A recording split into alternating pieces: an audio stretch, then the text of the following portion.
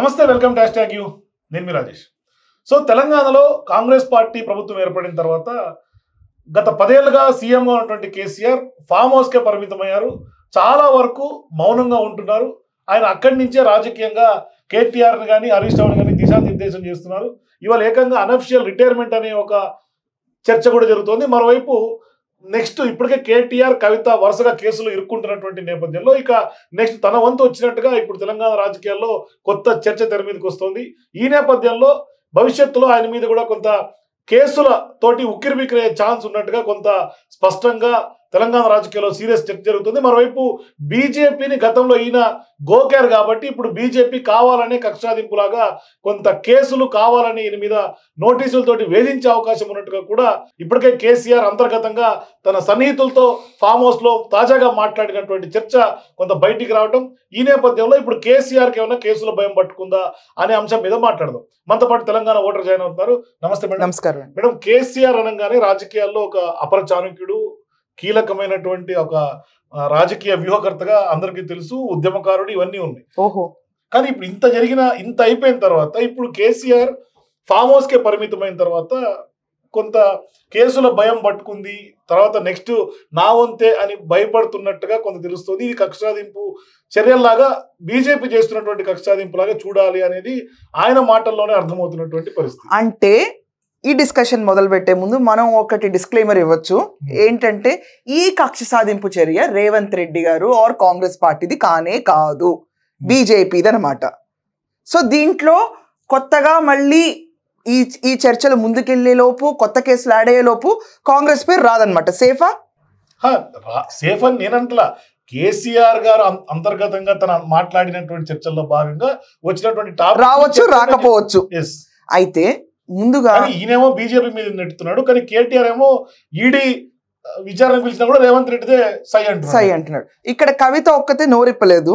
కవిత BJP పైన ఆరోపణలు ఒక్కటి చేసి బయటకు వచ్చారు. And KTR has cleverly said it is a Congress move and Congress have targeted him. Now coming to this big man. తెలంగాణలో ఎవరన్నా రేవంత్ రెడ్డి గారు టార్గెట్ చేసింది కేటీఆర్ని అన్న సంభాషణ వింటుంటే చాలా హాస్యాస్పదంగా ఉంది. It's very joke of the month and joke of last year also, because we're in 2025. Revanth రెడ్డితో సమౌచి ఎవరైనా ఉన్నారంటే అది కేసీఆర్ మాత్రమే.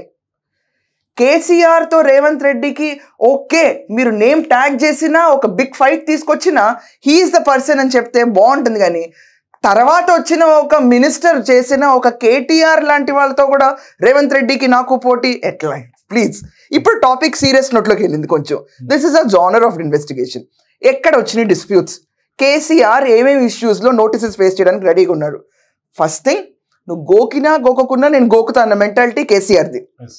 నీళ్ళకి నడకలు నేర్పిస్తా అని చెప్పిన వ్యక్తి కేసీఆర్. కాళేశ్వరం చీఫ్ ఇంజనీర్స్ కి అడ్వైజ్ ఇచ్చిన మహానుభావుడు, ఇంజనీరింగ్ చదవకుండా మేధా సంపత్తు కలిగిన వ్యక్తి, ఆయన మాటల్లో ఆయనే చెప్పుకున్న పర్సన్ కేసీఆర్. మన రాష్ట్ర ఒకప్పుడు ముఖ్యమంత్రి, ఇప్పుడు opposition leader who cannot come and step on to the floor of the secretariat which his party has built. Even assembly also. He can never step in any podium. భయపడుతున్నారా? లేకపోతే సొసైటీని ఫేస్ చేయడానికి సిగ్గుపడుతున్నారా? లేకపోతే తన కూతురు కొడుకు చేసిన ఇరుక్కుంటారేమో అవినీతి ఆరోపణల్లో అని సిగ్గుపడుతున్నారా? ప్రజలకే వదిలేద్దాం అది. ఇప్పుడు కేసీఆర్ మీద ఉన్న అభియోగాల గురించి చూద్దాం. ప్రథమంగా Kaleshwaram project, Kaleshwaram lift irrigation scheme ఒకటి మెడకు చుట్టుకున్నది. రెండోది పవర్ పర్చేస్ అగ్రిమెంటేషన్ లో జరిగిన అవకతవకలు. దాని తర్వాత ఫోన్ ట్యాపింగ్. ఈ అన్ని విషయాలు తన తనయుడు చేసినవి కాకపోయినా ఈయన he is the supreme who is involved అని చెప్పి చాలా మంది పేర్కొన్నారు.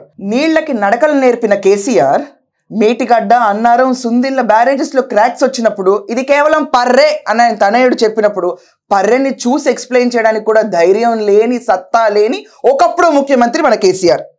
ప్రజల ముందుకు వస్తే రైతులు ఎక్కడ ఎదురు తిరుగుతారో అన్న భయంతో ఊగిసలాడుతున్నాడు అని చాలా మంది అనుకుంటున్నారండి. And when you see this is a pet project of KCR. Even dam safety అధికారులు కూడా అక్కడ ఫీజిబిలిటీ లేదని కూడా రిపోర్ట్ ఇచ్చినా మన కేసీఆర్ గారు సో కాల్డ్ చీఫ్ ఇంజనీర్స్ తో కూర్చుని ప్లాన్ లో చేంజెస్ చేశారని కూడా చెప్పారు ఆయన ఒకప్పుడు. తర్వాత ప్లేట్ మార్చేశాడు. So this is the strategical stand of being a politician. He's apt politician. So ఎలాగైతే ఊసరవెల్లి రంగులు మారుస్తుందో అలాగే రంగులు మార్చేస్తారు వీళ్ళ కుటుంబంలో ఉన్న అందరూ. ఆయన కూడా గతంలో చెప్పుకున్నాడు రాజకీయ ఉద్యమ పార్టీ కాదు మొత్తం రాజకీయ పార్టీని కూడా చెప్పిన సందర్భాలు ఉన్నాయి. Proposed cost of Kaleshwaram project 81,911 crores. కానీ ఆయన కాస్ట్ ఎంతో తెలుసా అండి?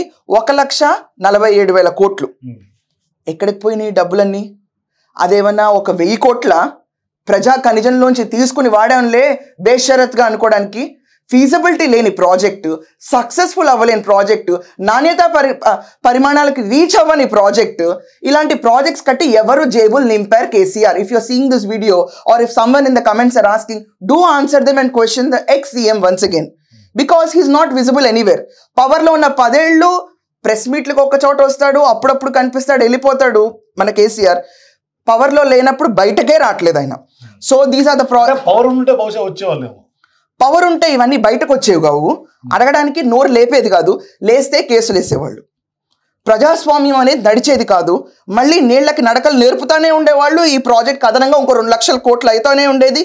ఫార్ములా ఈ కేసు ఇంకొక 50 కోట్లు 60 కోట్లు మళ్ళీ ట్రాన్స్ఫర్లు అవుతానే ఉండేవి. లిక్కర్ స్కామ్లు బయటకు వచ్చేవి కావు. బేషరత్గా Kalvakuntla family would have been shining high. Godavari నీటిని ఎత్తిపోతల పథకం కింద జనాలకు అందించాలి అన్న కాన్సెప్ట్ మొదలుపెట్టింది కాళేశ్వరం ప్రాజెక్ట్. దీంట్లో ఎల్ఎన్టీ అధికారులు ఈ ప్రాజెక్ట్ పైన ఉన్న వివరణ చాలా వరకు తేడాలున్నాయి. ఎక్స్ప్లెయిన్ చేయాలంటే దాన్ని కనీసం అక్నాలెడ్జ్ చేయని government so called BRS party. మనకి ప్రామిస్ చేసిన ఫిగర్స్ ప్రకారం మనం చూసుకుంటే కాళేశ్వరం ప్రాజెక్ట్ 70% ఆఫ్ తెలంగాణకి రీచ్ అవ్వాలి వాటర్ ఈ ప్రాజెక్ట్ నిర్మిస్తే. అండ్ 80 అసెంబ్లీ సీట్స్ పొజిషన్స్ ఉన్న ప్లేసెస్కి వాటర్ వెళ్ళాలి. 119లో 80 ప్లేసెస్ ఆఫ్ అసెంబ్లీ మన పొజిషన్స్ ఉన్న చోటుకి వెళ్ళాలి. But 10% of the places only it has reached. This is one of the utter failure project which KCR BRS party Baahubali project గా దీన్ని అభివర్ణించింది. ఇదే బాహుబలి ప్రాజెక్ట్ ఎందుకంటేనండి ఈ సో కాల్డ్ ప్రాజెక్ట్ కేసీఆర్ గారి పెట్ ప్రాజెక్ట్ అనే పేరు పెట్టి దీన్ని ఎవరు ముట్టుకోకూడదు అంటే కేసీఆర్ గారిని అన్నట్టే అంత ఇమేజ్ ఇచ్చి తుస్ మనిపించిన one of the greatest scams of Telangana is this Kaleshwaram project. ఈ Kaleshwaram project has made many people rich whose names I don't want to take in public now. And 1.83 million acres ki ఇది సాగునీరు ఇస్తుందని చెప్పిన ఈ ప్రాజెక్ట్ 40,000 ఎకరాలకు కూడా రీచ్ అవ్వలేదు. This is an utter failure. And being the CM on chair of that time when the project has taken off, ఈ మనిషి బయటకు వచ్చి సమాధానం చెప్పే సత్తా లేనే లేదు. ఒకవేళ కేసీఆర్ కూడా బయటకు వస్తే కేటీఆర్ లాగా రేవంత్ రెడ్డి నువ్వు కూడా బ్యాక్ తో దొరికిపోయావు, అప్పుడు చెప్పిన ఏసీబీ కేసు ఇప్పుడు నేను చేసిన కేసు బరాబర్ లెక్కలు తెలుసుకుందామా అని మొదలు పెడతారేమో. మళ్ళీ సెకండ్ డ్రామాకి మనం చూడాలి. Because the family is use to do this kind of heavy dramas. And when coming to power projects, ఛత్తీస్గఢ్తో 2014లో అగ్రిమెంట్ ఎంటర్ అయ్యి డ్యూ డెలిజెన్స్ కూడా లేకుండా ఏకదమ్ వాళ్ళు ఇష్టం వచ్చిన నిర్ణయాలు తీసుకుని ఇప్పుడు దాకా టేక్ ఆఫ్ అవ్వని greatest system of entity is BRS party. కానీ పవర్ పర్చేస్ అగ్రిమెంట్ తీసుకున్నా, కాళేశ్వరం తీసుకున్నా, ఫోన్ ట్యాపింగ్ తీసుకున్నా, ఇందాక మీరు చెప్పినట్టుగా గతంలో నోటీసులు ఇచ్చి విచారణకు రమ్మని అడిగినప్పటికి కూడా కోరినప్పటికీ కూడా ఈయన నోటీసులు తీసుకున్నాడు కానీ విచారణకు హాజరవ్వలే. ఏకంగా జస్టిస్నే మార్చుకొని ఆ విచారణ సంస్థ అధికారిని కొంత క్వశ్చన్ చేసి ఆయన దాన్ని ఈయన పాయింట్అవుట్ చేసినటువంటి పరిస్థితి. ఎస్, ఈయన లేఖలు రాసి కమిషన్ మార్చమని సుప్రీంకోర్టు ప్లీడ్ చేసి ఎందుకు చేశారండి ఈ రాజ్యాంగం అంతా, ఈ తతంగం అంతా ఎందుకు జరిగింది? ఆ రోజు భయపడ్డా? కానీ ఒక విషయం మనం అర్థం చేసుకోవాలి, చీటికి మాటికి చాలా హాస్యాస్పదంగా ప్రెస్ మీట్లు పెట్టే ఒకప్పుడు కేసీఆర్ ఇప్పుడు ఎందుకు జంకుతున్నాడు? నోటీసుల పరంపర వీళ్ళ కుటుంబంలో ఓన్లీ కూతురుతో మొదలై కొడుకుతో ఆగుతుందని అనుకుని ఈ రోజు ఈయనకు భయం మొదలైందంటే తస్మాత్ జాగ్రత్త, ఈ నెలాఖరు లోపు ఇలాంటివి కూడా జరగచ్చు. కానీ ఆయన ఇంకా భవిష్యత్తులో ఇంకా మరిన్ని కొత్త కేసులు వచ్చే అవకాశం ఉన్నట్టు కూడా ఆయన తన సన్నిహితులతో చర్చలు. స్కామ్స్ ఎన్ని జరిగినాయో సుప్రీం అథారిటీకి తప్ప నార్మల్ పీపుల్కి ఏం తెలుస్తుంది? మీరు నేను తెలంగాణ ఓటర్స్ మాత్రమే. మనం ఓటేయడం మన పని. ఓటేసాం, ఓటేసిన వాళ్ళు అరాచకాలు చేశారనుకోండి, ఏ అరాచకాలు చేశారో ఈయనకే తెలుసు. భయం ఈయనకు ఉండాలి. ఈయన ఎదుర్కొంటున్నా ఇప్పుడు బీజేపీ గవర్నమెంట్కి ఉండాలి ఈయన లెక్క ప్రకారం. కానీ రేపు రేవంత్ రెడ్డి గారి పేరు ఊరికే ఖాళీగా ఉంది కదా అని వాడేస్తారు ఈ బీఆర్ఎస్ పార్టీ వాళ్ళు. అది వేరే విషయం అనుకోండి. We should not be shocked because blaming is very natural thing in their party. And ఊసుపోని కబుర్లు 4 చెప్పి అలా వెళ్ళిపోతూ ఉంటారు. బట్ కేసీఆర్ అనే అతను ఎలా ఫేస్ చేస్తాడు ఇదంతా ట్రామాని అనేది చాలా ఆలోచించదగ్గ విషయం. ఎందుకంటే సో ఆయన ఇంకా ఇప్పుడు ఫామ్ హౌస్ లో ఉండేదని తీరుని చూస్తుంటే ఆల్మోస్ట్ అనఫిషియల్ రిటైర్మెంట్ గా భావించారు రాజకీయంగా. అనఫిషియల్ రిటైర్మెంట్ గా భావించినప్పుడు ఒకవేళ ఆ టాకే వస్తే కనుక బీఆర్ఎస్ పార్టీని హరీష్ రావు చేతిలో పెట్టడం మంచిదండి. ఎందుకంటే కూతురు అలా పోయే, కొడుకు ఇలా ఇరుక్కుపోయే, కాళేశ్వరం అలా పోయే, ఈ పోయే పరిస్థితుల్లో Harish Rao is only talented person who can merge this sinking ship with BJP తోట డెఫినెట్ గా. ఎందుకంటే అందరూ ఆలోచించే వాళ్ళు Harish Rao will go out of the party, Harish Rao will take his own team, ఆయనకు ఒక సెపరేట్ కూప్ ఉంది. ఇవన్నీ నిజాలే అయితే కనుక ప్రెసెంట్ ఇప్పుడున్న సిచ్యువేషన్లో సంతోష్, కవిత, కేటీఆర్ వీళ్ళందరినీ పక్కన పెట్టేసి హరీష్ రావుకి పార్టీని అప్పచెప్తే కనీసం ఈ సో కాల్డ్ బీఆర్ఎస్ లీడర్స్ కి కొంచెం అన్నా జీవితం ఉంటుంది, ఉనికి ఉంటుంది. లేకపోతే నెక్స్ట్ టైం ఆ ఉనికి పూర్తిగా చనిపోవడానికి వీళ్ళ కుటుంబం ప్రధాన కారకులు అవుతారు. And I don't think so Harish Rao ఒక్క నిమిషం, I don't think so Harish Rao is that fool to sink along with them. కానీ ఇప్పుడు కాళేశ్వరం ప్రాజెక్ట్ విషయం తీసుకుంటే ఈయన ఆల్రెడీ విచారణ ఎదుర్కొంటున్నాడు, అది కూడా తేటతెల్లం అయిపోతుంది. కొన్ని నెలలు రోజులే ఇచ్చేసి రైట్. ఇప్పుడు నెక్స్ట్ ఆ కాళేశ్వరం ఇరికితే ఖచ్చితంగా హరీష్ రావు కూడా తెర మీదకి వస్తారు. ఎందుకంటే ఆయన అప్పటి ఇరిగేషన్ మంత్రి ఆయనే. ఆయన ఎంతవరకు ఇరుక్కుంటారో, లేకపోతే ఆయన ఎంతవరకు తోస్తారో, లేకపోతే ఆయన జోక్యం ఎంతవరకు ఉందనేది మనకు తెలియదు కదండి. ఈ మూడిట్లో ఏదైనా జరగచ్చు, తోయటమా లేకపోవటమా ఇన్వాల్వ్ అవటమా ఇవన్నీ జరగాలి కదా. కానీ ఒకవేళ పార్టీ కొంచెం ఇవ్వాలి అంటే స్టేబుల్ గా కొంచెం బెటర్ గా ఉన్న పర్సన్ నెక్స్ట్ ఎవరంటే హరీష్ రావు అని చెప్పుకోవాలి. ఏది ఏమైనా ఏదో ఒక కేసులో మాత్రం కేసీఆర్ ఇరుక్కోవటం ఖాయంగా కనిపిస్తుంది. ఒక కేసు ఏంటండి, ఒక కేసుకే భయం వచ్చేస్తుందా? ఇంత ఒక 10-15 కేసులు మినిమం ఉండుంటాయి కేసీఆర్ గారి మీద. ఇంత టెన్షన్ పడి ఫామ్ హౌస్ నుంచి బయటకు రావట్లేదు కాంగ్రెస్ ప్రభుత్వం వచ్చినప్పుడు. సిటీ ఎలా ఉందో చూడడానికి కూడా విహారయాత్రకు రాకపోతే ఎలా కేసీఆర్ గారు? మీరున్న తర్వాత డెవలప్మెంట్ ఏం జరిగిందో లేదో చూస్తేనే కదా ప్రశ్నించగలుగుతారు, అట్లీస్ట్ ఒక లేఖ రాయగలుగుతారు ముఖ్యమంత్రి గారికి. కొంతమంది బీఆర్ఎస్ పార్టీ నాయకులు చెప్పేది ఏంటంటే ఆయన ఫామ్ హౌస్ లో ఉండి కాంగ్రెస్ పార్టీ పాలనని కొంత బేరీజ్ వేసుకుంటున్నారు, ఖచ్చితంగా ఆయనకు కాంగ్రెస్ పార్టీ నాయకులకు కూడా కొంత సమయం ఇవ్వాలి, వ్యతిరేకత వచ్చిన తర్వాత బయటకు వచ్చి ప్రశ్నిస్తారు. ఇదే మాట ఆయన ఎందుకు ఇన్ఫ్లుయెన్స్ చేసి ఆయన కుమారుడికి చెప్పలేకపోతున్నారు? అయితే బేరీ చేసుకుంటున్నారు, కొంత సమయం ఇవ్వాలి, దాని తర్వాత నేను క్రిటిసైజ్ చేస్తానన్న కాన్సెప్ట్ మీరు చెప్పింది నిజమైతే కనుక ఆయన కుమార్తెకి ఎందుకు ఈ జ్ఞానం నూరిపోయట్లేదు? ఆయన వాళ్ళు ఎందుకు వచ్చి ఈ రోజు దీనికోసం ఏమీ జరగలేదు ఈ ప్రభుత్వంలో సంవత్సరంలో అనుకుని ఉద్యమాలు చేయటం వల్ల మా మీద ఫార్ములా ఐడి కేసులు వచ్చినాయని చెప్పుంటే, అరే ఊరుకో బిడ్డ, కొంతసేపు ఇంట్లో కూర్చో బేరీ చేసుకుందాం, మనం ఒక సంవత్సరం తర్వాత ఆలోచిద్దామని చెప్పుంటే ఈడీ కేసు వచ్చిండేది కాదేమో కేటీఆర్ గారు అనుకున్నట్టు. అయితే కేటీఆర్ గారికి గోకినా గోకపోయినా నేను గోకుతా అన్నట్టు వెళ్ళి ఆయన కేసుల్ని ఆహ్వానించుకున్నారా? This is very silly. He doesn't have face to come and face అండి, that's it. This is very silly and I don't think so KCR is a person అరే తప్పులు జరిగిన ఒక సంవత్సరం చూస్తాను నేను, తప్పులు లేవు తేటతలం అవుతుంది అది ఈ ప్రభుత్వంలో. తప్పులు లేవు, తప్పులు ఎక్కడున్నాయి? మీ హయాంలో ఉన్నాయి, అవి బయటపడుతున్నాయి.